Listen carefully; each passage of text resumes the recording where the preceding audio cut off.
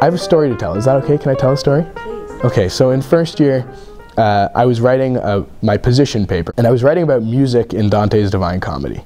And I was trying to decide what kind of music you could say dissonance was, specifically with regards to what the giants say in hell. And this was a significant part of my argument, and I really didn't know what I was going to do about it. So I asked my main tutor, who was a person that I trusted and respected, and she said, you know what, Justice, I can't quite help you on this. You need to go and see Dr. Curran. And now Dr. Curran had been my favorite lecturer in the program and had been absolutely intimidating to me. He always carried around an enormous cardboard box full of books with him. And he was quite short, and the books would always come over his head. And so he seemed like just this walking pile of books. And I really didn't want to get in his way. But she told me I had to go and see him. So I went to his office hour, or I thought I was going to his office hour. And I pushed the elevator. I'll never ever forget this image. I pushed the elevator button, and I was standing there, and the doors opened up, and there he is, or rather there is this box of books. And he sort of turns side on so he can see where he's going and shuffles out of the elevator. And I said, oh, Dr. Curran, I've missed your office hour.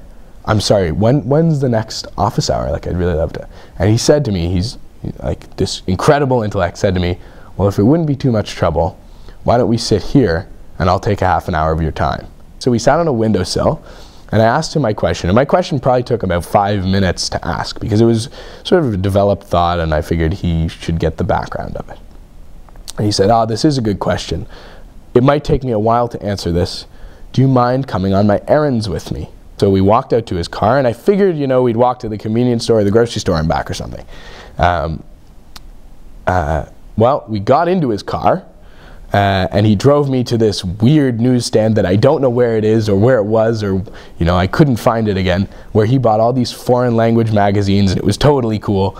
And then he drove me to this coffee shop, and he bought me a coffee, and it was an imaginary coffee shop that doesn't really exist because, you know, it's only for people like Dr. Curran, and I have no idea where it could be.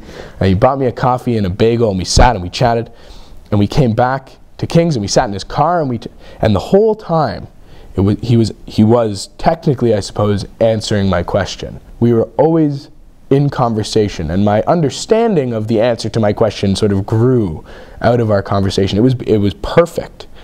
And so we sat in his car, and then we came back into the school, and he said, listen, that was, you know, I hope I've done some good.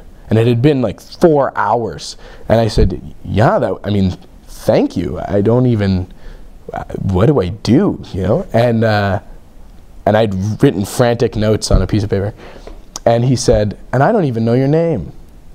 And I said, oh, I'm Justice. And he said, oh, I'm Dr. Thom Curran. I said, yes, I know who you are. He said, well, you can call me Tom. And I was like, well, I think I'll call you Dr. Curran all the same.